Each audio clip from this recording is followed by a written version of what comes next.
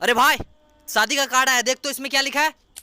हाँ, भेज रहा हूँ स्नेह निमंत्रण, प्रियवर तुझे बुलाने को, लॉकडाउन का पालन करना, आ मत जाना खाने को।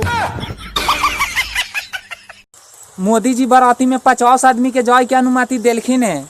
बाकी हम उनका से एगो बात पूछिए कि बारातिया गेला के बाद एक कॉमन आदमी होई थी तो दुल्हवा के छोड़ देवाई कि दुल्हनिया के।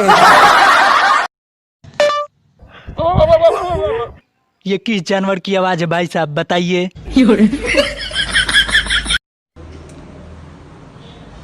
मैं मैगी और चाय दोनों बना लेता हूँ।